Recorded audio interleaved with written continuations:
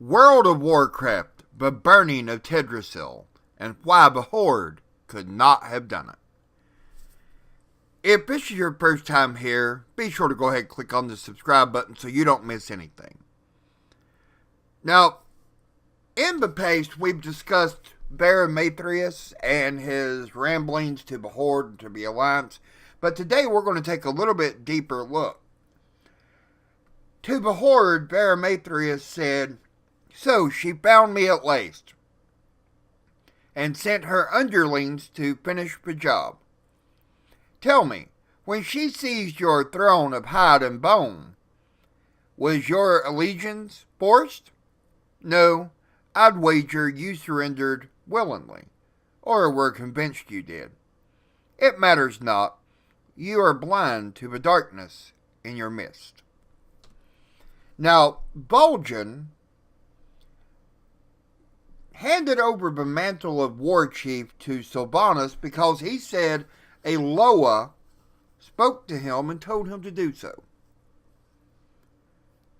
Also, Veressa Windrunner is the leader of the Silver Covenant. And of course, Sylvanas, her sister, is the leader of the Horde. Now, we'll piece all this together in a moment, so just hang in there with me. I promise you it all will make sense. Now, to the Alliance, Varimathrius says, "So your Alliance still endures. Longer than I expected. Though she has already planted the seeds of its downfall. She is patient, that one. When your throne runs red with betrayal, and your holy places burn, and shattered mask hangs above your hearth, only then will you know, and it will be too late. It matters not. You are blind to the true darkness closing in around you." Now, the Alliance, one of the holiest places would be, of course, the World Tree, Teldrassil. And with it being burned, the Alliance attacks Undercity. Now, when the Alliance attacks and takes control of the Undercity, that would make the Undercity their hearth, and the broken mask would indeed hang above their hearth. So let's go ahead and take a little bit deeper look. And if you recall my theory that both the Horde and Alliance have their own betrayer, here's why I believe this. Illyria, who, as we all know, has turned her back on her sister and on the Horde, and has now become Alliance, would be betrayer number one, the betrayer of the Horde.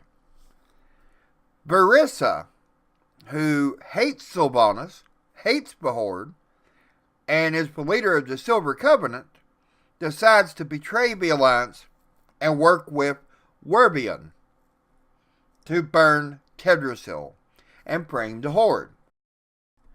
Now, as we all know, Deathwing is the father of Warcraft, and Deathwing was a pawn of the old gods, and was driven to madness and corruption.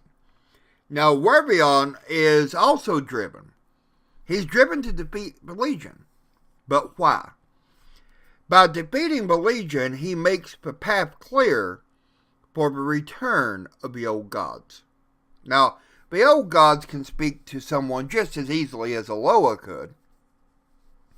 So, when Voljin says that the Loa spoke to him, could it have possibly been one of the old gods instead?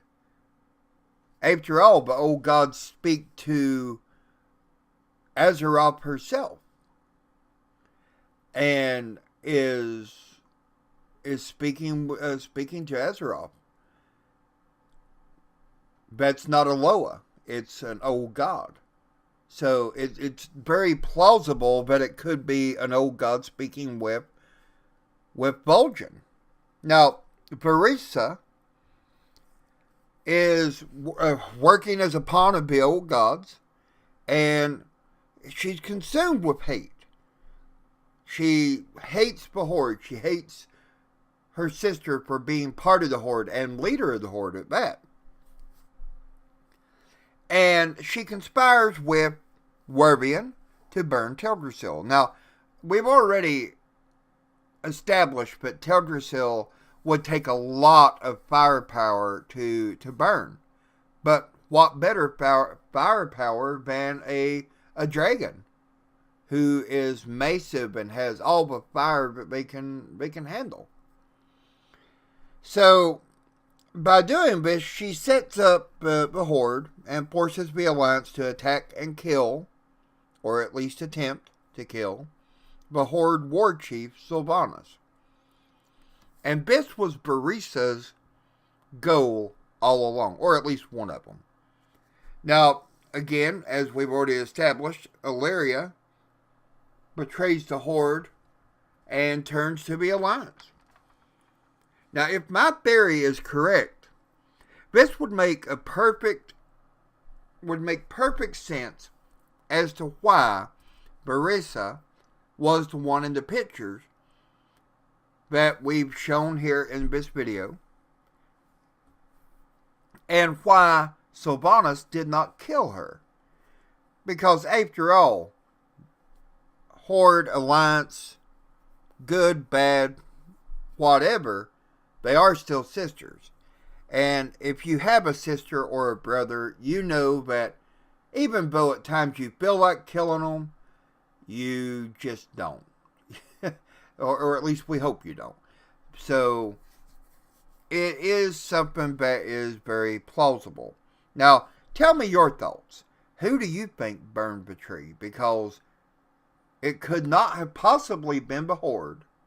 And I'm going to be releasing a video about that later on today that will explain exactly, in great detail, why the Horde could not have been the one who burned the tree.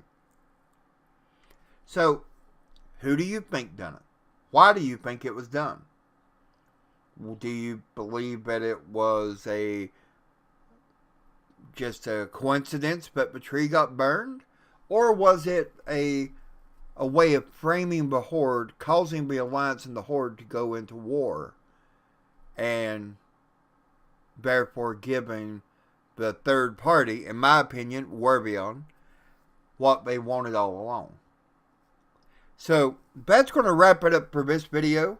Just be sure to go ahead and give a thumbs up down below. Tell me what you think about the video, your thoughts, any concerns that you have about the expansion or what it's bringing our way. Drop it down in the comment section below. Also, again, if you've not already subscribed, no better time than now. Go ahead and click on the subscribe button so you don't miss out on anything coming up. But until next time, you have a great day and peace.